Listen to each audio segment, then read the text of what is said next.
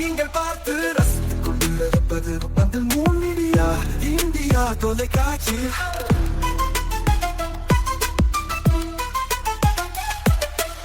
நீங்கள் பார்த்து ரசித்துக் கொண்டிருப்பது உங்கள் மீடியா இந்தியா தொலைக்காட்சி. நீங்கள் பார்த்து ரசித்துக் கொண்டிருப்பது உங்கள் மீடியா இந்தியா தொலைக்காட்சி.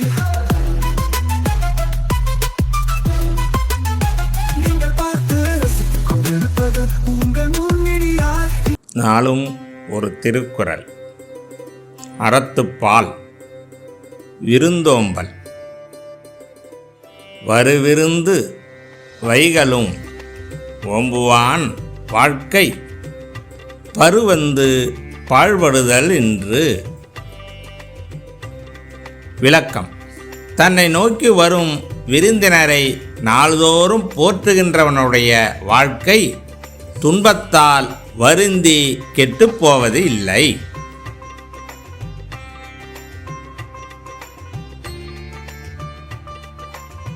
வணக்கம். மூன் மீடியா செய்திகள். இன்றைய தலைப்புச் செய்திகள். தாவேகாவுடன் கூட்டணி குறித்து இதுவரை முடிவு செய்யவில்லை. புதுச்சேரி காங்கிரஸ் தலைவர் வைத்திலிங்கம் பேட்டி.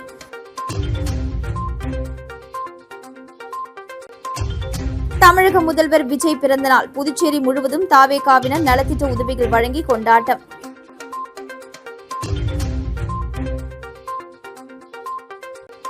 கருப்பு பேட்ஜ் அணிந்து அரசு மருத்துவமனை மருத்துவர்கள் போராட்டம். அதிக பணி சுமை, முறையான விடுப்பு கொடுக்கப்படவில்லை என குற்றச்சாட்டு. இனி விரிவான செய்திகள். புதுச்சேரி அரசு மருத்துவமனையில் பணிபுரியும் மருத்துவர்கள் தங்களுக்கு சரியான விடுமுறை அளிப்பதில்லை உள்ளிட்ட பல்வேறு குற்றச்சாட்டுகளை முன்வைத்து மருத்துவமனை வளாகத்தில் கருப்பு பேட்ஜ் அணிந்து 1 மணி நேரம் அமைதி போராட்டத்தில் ஈடுபட்டனர். புதுச்சேரி விக்டர் சிமோனல் வீதியில் அமைந்துள்ளது அரசு பொது மருத்துவமனை. இங்கு 100க்கும் மேற்பட்ட மருத்துவர்கள் பணிபுரிந்து வருகின்றனர். இந்நிலையில் இங்கு பணிபுரியும் மருத்துவர்கள் 1 மாத காலம் பணி செய்தாலும் தங்களுக்கு சரியான விடுமுறை அளிப்பதில்லை என்றும், கூடுதல் நேரம் பணி செய்தால் அதற்கான பணிக்கொடை தருவதில்லை, துறை ரீதியாக கருத்துக்களை மருத்துவர்களிடம் கேட்காமல் அலட்சியப்படுத்தப்படுவதாகவும், இயக்குநரின் செயல்பாடுகள் அதிருப்தியை தருவதாக கூறி 40க்கும் மேற்பட்ட மருத்துவர்கள் மருத்துவமனை வளாகத்தில் கருப்பு பேட்ஜ் அணிந்து சுமார் 1 மணி நேரம் அமைதி போராட்டத்தில் ஈடுபட்டனர்.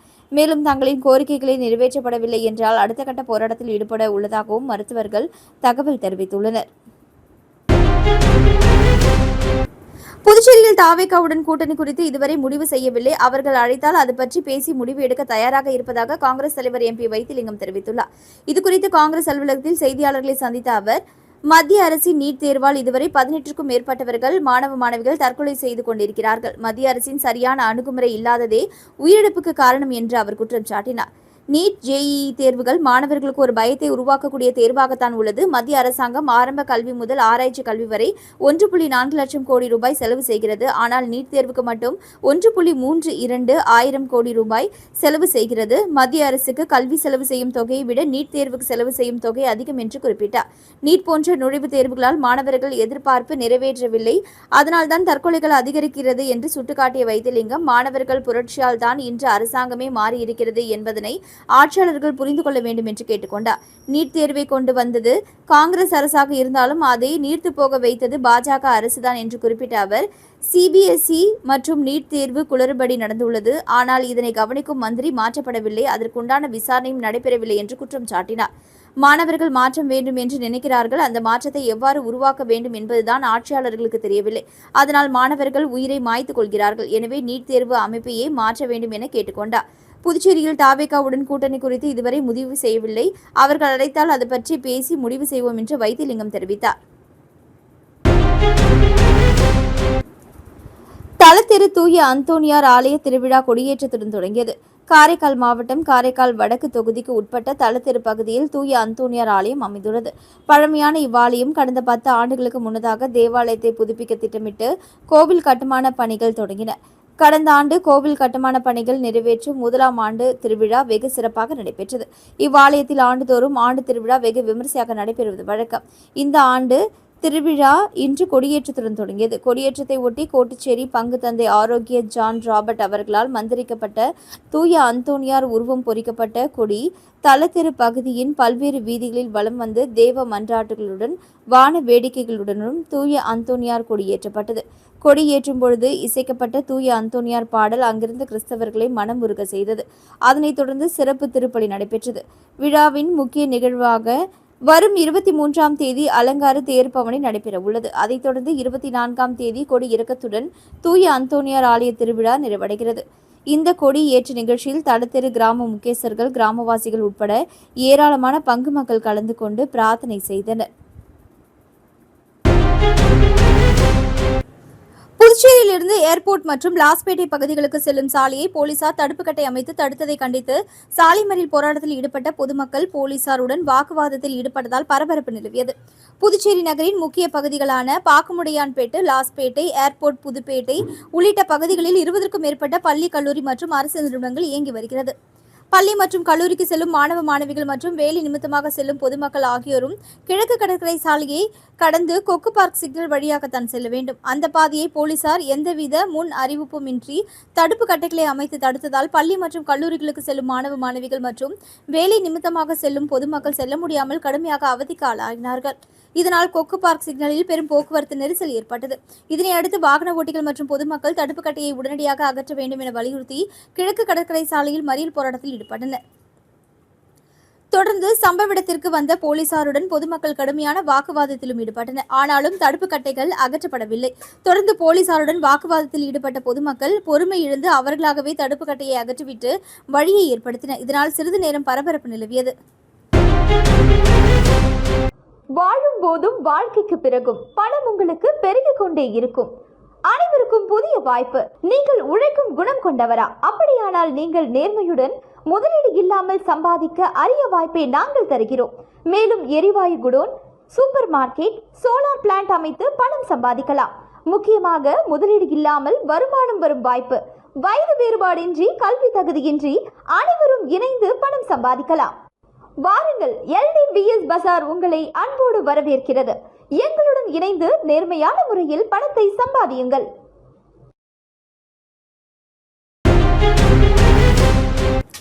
கோட்டக்குப்பம் ரவுண்டானா அருகே கத்தியுடன் ரவுடிகள் கைது. காலாப்பட்டில் கோட்டக்குப்பம் ECR சாலை பகுதியில் கோட்டக்குப்பம் சப் இன்ஸ்பெக்டர் நவநீத கிருஷ்ணன் தலைமையில் போலீசார் நேற்று காலை ரோந்து பணியில் ஈடுபட்டிருந்தனர்.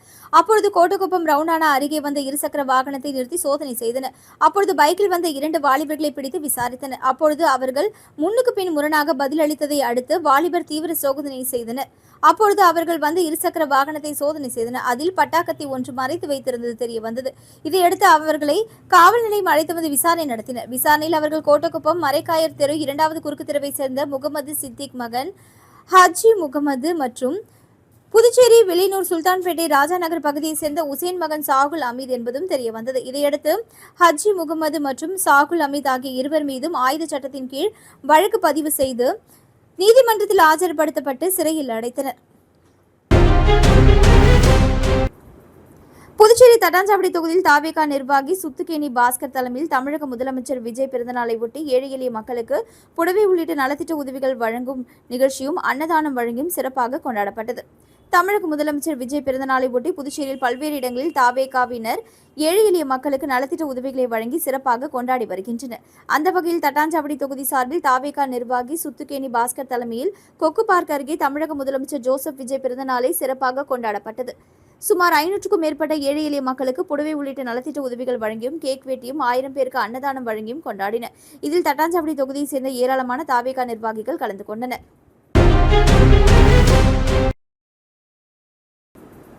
திருநள்ளாற்றில் 60 வயதிற்கு மேற்பட்ட முதியவர்களுக்கு சமூக நலத்துறை சார்பில் போர்வை மற்றும் காலணிகளை அமைச்சர் GNS ராஜசேகரன் வழங்கினார். புதுச்சேரி மாநில சமூக நலத்துறை, மகளிர் மற்றும் குழந்தைகள் மேம்பாட்டுத்துறை சார்பில் சமூக பாதுகாப்பு திட்டத்தின் கீழ் உள்ள 60 வயதிற்கு மேற்பட்டவர்களுக்கு போர்வை மற்றும் காலணிகள் வழங்கப்பட்டு வருகிறது. இதன் ஒரு பகுதியாக காரைக்கால் மாவட்டம் திருநள்ளாறு தொகுதிக்குட்பட்ட சுமார் 5000க்கும் மேற்பட்ட முதியோர்களுக்கு போர்வை மற்றும் காலணிகள் வழங்கப்பட உள்ளது. முதற்கட்டமாக சுமார் 200க்கும் மேற்பட்ட முதியவர்களுக்கு அமைச்சர் GNS ராஜசேகரன் போர்வை மற்றும் காலணிகளை வழங்கினார். இந்நிகழ்ச்சியில் சமூக நலத்துறை உதவி இயக்குநர் சுந்தரம், மகளிர் மற்றும் குழந்தைகள் மேம்பாட்டுத்துறை, குழந்தைகள் நல திட்ட அதிகாரி கிருஷ்ணவேணி, பாஜக தொகுதி தலைவர் பாலமுருகன் மற்றும் 200க்கும் மேற்பட்ட பயனாளிகள் கலந்து கொண்டனர்.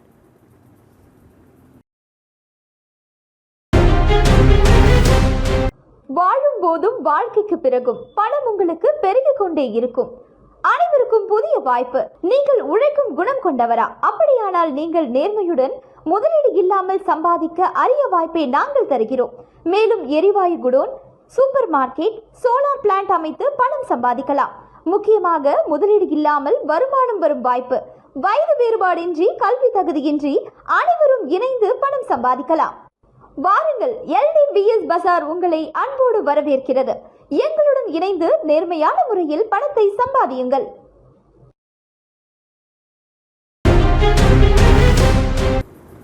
தட்டாஞ்சாவடி அவை நகர் நலவாழ்வு சங்கத்தின் 40ஆம் ஆண்டு விழா மற்றும் சிசிடிவி திட்டத்தை முதலமைச்சர் ரங்கசாமி திறந்து வைத்தார்.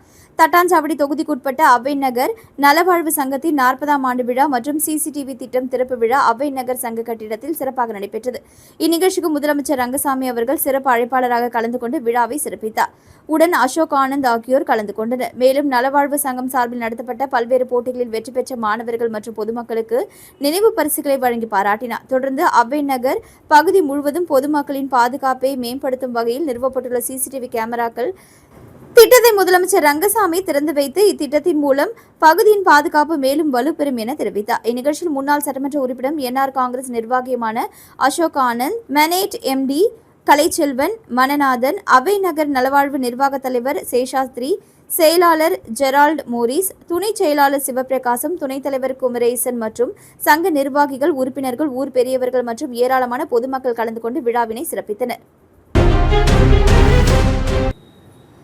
ஸ்ரீமுஷ்ணம் அருகே பாளையங்கோட்டையில் ஸ்ரீ திரௌபதி அம்மன் கோவில் தீமிதி திருவிழா. திரளான பக்தர்கள் பங்கேற்பு. கடலூர் மாவட்டம் ஸ்ரீமுஷ்ணம் அடுத்த பாளையங்கோட்டை மேல்பாதி கிராமத்தில் அமைந்துள்ள ஸ்ரீ திரௌபதி அம்மன் கோவிலில் நடைபெற்ற தீமிதி திருவிழாவில் ஏராளமான பக்தர்கள் கலந்து கொண்டு நேர்த்திக்கடன் செலுத்தினர். இக்கோவிலில் திருவிழாவை முன்னிட்டு கடந்த 30 நாட்களாக மகாபாரதம் வாசிப்பு, அம்மன் வீதி உலா உள்ளிட்ட பல்வேறு ஆன்மீக நிகழ்ச்சிகள் நடைபெற்றன. திருவிழாவின் நிறைவு நாளான இன்று மாலை 4 மணி அளவில் அகல குளக்கரைக்கு சென்று பூகரகம் மற்றும் தாழ்கரகம் ஜோடிக்கப்பட்ட மேலதாளங்கள் முழங்க பக்தர்கள் ஊர்வமாக கீழ்ப்பாதி கடைவீதி வழியாக கோவிலை வந்தடைந்தனர். இதனைத் தொடர்ந்து தீக்குழியில் இறங்கும் நிகழ்வுக்கு முன்பாக பாரம்பரிய சடங்குகள் நடைபெற்றன. பின்னர் அக்னி கரகம் மற்றும் தாழ்கரகம் தீக்குழியில் இறங்கியதைத் தொடர்ந்து சுமார் 200க்கும் மேற்பட்ட பக்தர்கள் தீமிதித்து தங்களது வேண்டுதலை நிறைவேற்றி கொண்டாடினர். விழாவை ஒட்டி பொதுமக்களுக்கு அன்னதானமும் வழங்கப்பட்டது. இந்நிகழ்ச்சியில் ஊர் நாட்டாமைகள், கிராம முக்கியஸ்தர்கள், கோவில் நிர்வாகிகள் மற்றும் 1000க்கும் மேற்பட்ட பக்தர்கள் கலந்து கொண்டு அம்மனை வழிபட்டனர். தீமிதி திருவிழா பக்தி பரவசத்துடனும் பாரம்பரிய சிறப்புடனும் நடைபெற்றது. திருநள்ளாற்றில் அமைச்சர் GNS ராஜசேகரன் தலைமையில் நிர்வாகிகளுக்கு நன்றி தெரிவிக்கும் நிகழ்ச்சி நடைபெற்றது. நடந்து முடிந்த சட்டமன்ற தேர்தலில் திருநள்ளாறு தொகுதியில் பாஜக சார்பில் போட்டியிட்டு மாவட்டத்திலேயே அதிகப்படியான வாக்குகள் பெற்று வெற்றி பெற்ற அமைச்சர் GNS ராஜசேகரன் வெற்றிக்காக தேர்தல் பணியாற்றிய நிர்வாகிகளுக்கு நன்றி தெரிவிக்கும் நிகழ்ச்சி திருநள்ளாறு பகுதியில் உள்ள தனியார் திருமண அரங்கில் நடைபெற்றது. அமைச்சர் GNS ராஜசேகரன் தலைமையில் நடைபெற்ற நிகழ்ச்சியில் மாவட்ட தலைவர் முருகதாஸ், தொகுதி தலைவர் பாலமுருகன் ஆகியோர் சிறப்புரையாற்றினர். அதனைத் தொடர்ந்து பேசிய அமைச்சர் GNS ராஜசேகரன் தொகுதி மக்களுக்கு, மாநில மாவட்ட மக்களுக்கும் நிர்வாகிகளுக்கும் நன்றி தெரிவித்துக் கொண்டார். இந்த வெற்றி உங்களாலேயே சாத்தியமானது எனவும் உங்களுடைய ஒத்துழைப்புக்கு இந்த 5 ஆண்டுகள் மட்டுமல்லாது வருங்காலங்களிலும் வேண்டும் எனவும் அவர் தெரிவித்தார். நிகழ்ச்சியில் பல்வேறு அமைப்பு, கூட்டணி கட்சியினர், தொகுதி மற்றும் மாவட்ட பொதுமக்கள் ஏராளமானோர் GNS ராஜசேகரனுக்கு சால்வை அணிவித்து மாலை அணிவித்து தங்களது வாழ்த்துக்களை தெரிவித்தனர். அதைத் தொடர்ந்து நிகழ்ச்சியில் கலந்து கொண்ட அனைவருக்கும் அறுசுவை உணவு வழங்கப்பட்டது. வாழும் போதும் வாழ்க்கைக்கு பிறகும் பணம் உங்களுக்கு பெருகிக் கொண்டே இருக்கும். அனைவருக்கும் புதிய வாய்ப்பு. நீங்கள் உழைக்கும் குணம் கொண்டவரா? அப்படியானால் நீங்கள் நேர்மையுடன் முதலீடு இல்லாமல் சம்பாதிக்க அரிய வாய்ப்பை நாங்கள் தருகிறோம். மேலும் எரிவாயு godown, super market, solar plant அமைத்து பணம் சம்பாதிக்கலாம். முக்கியமாக முதலீடு இல்லாமல் வருமானம் வரும் வாய்ப்பு. வயது வேறுபாடின்றி, கல்வி தகுதியின்றி அனைவரும் இணைந்து பணம் சம்பாதிக்கலாம். வாருங்கள், LDBS பஜார் உங்களை அன்போடு வரவேற்கிறது. எங்களுடன் இணைந்து நேர்மையான முறையில் பணத்தை சம்பாதியுங்கள்.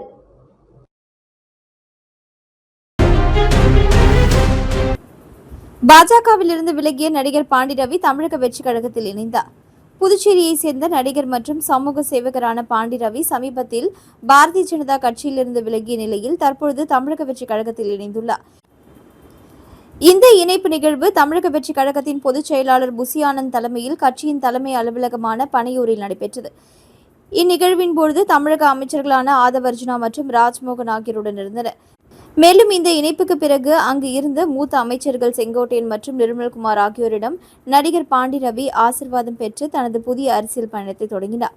நடிகர் பாண்டி ரவி தமிழகம் மற்றும் புதுச்சேரியில் தமிழக வெற்றி கழகத்தின் ஒரு முக்கிய அங்கமாக செயல்படுவார் என எதிர்பார்க்கப்படுகிறது. அவரது அரசியல் அனுபவமும் சமூக சேவையும் கட்சியின் வளர்ச்சிக்கு வலு சேர்க்கும் என நிர்வாகிகள் தெரிவித்தனர்.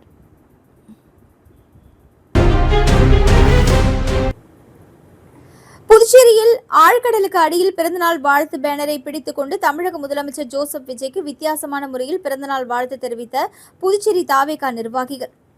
தாவேகா தலைவரும் தமிழக முதலமைச்சருமான ஜோசப் விஜய் அவர்களின் பிறந்தநாளை புதுச்சேரியில் உள்ள தாவேகா நிர்வாகிகள் நலத்திட்ட உதவிகள் வழங்கி சிறப்பாக கொண்டாடி வருகின்றனர். அந்த வகையில் புதுச்சேரி உப்பளம் தொகுதியைச் சேர்ந்த சிவா தலைமையில் தாவேகா நிர்வாகிகள் மைக்கேல், பாபு, லோகு ஆகியோர் தமிழக முதலமைச்சர் விஜய்க்கு வித்தியாசமான முறையில் வாழ்த்து தெரிவிக்கும் வகையில் அவரது வாழ்த்து பேனரை ஸ்கூபா டைவிங் உதவியுடன் ஆழ்கடலுக்கு அடியில் சென்று பேனரை பிடித்தபடி பிறந்தநாள் வாழ்த்துக்களை தெரிவித்தனர்.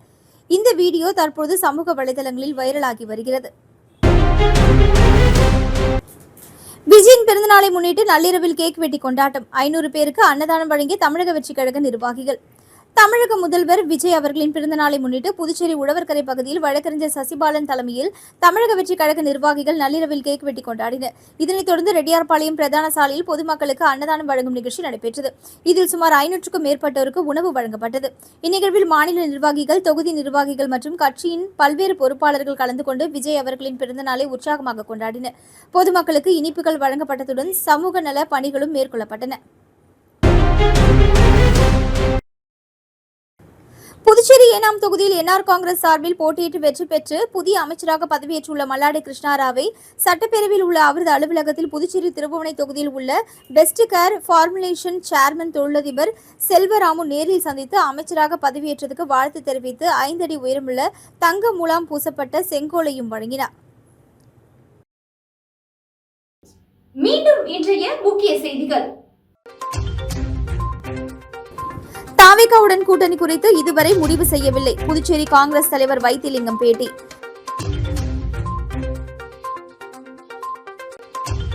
தமிழக முதல்வர் விஜய் பிறந்தநாள். புதுச்சேரி முழுவதும் தாவேகாவினர் நலத்திட்ட உதவிகள் வழங்கி கொண்டாட்டம்.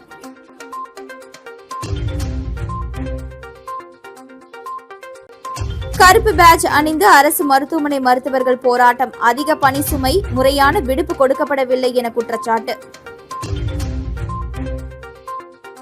இத்துடன் செய்திகள் நிறைவடைந்தன. வணக்கம். செய்திகளை உடனுக்குடன் தெரிந்து கொள்ள மூன் மீடியா வாட்ஸ்அப் சேனலுடன் இணைந்திருங்கள். நன்றி, வணக்கம்.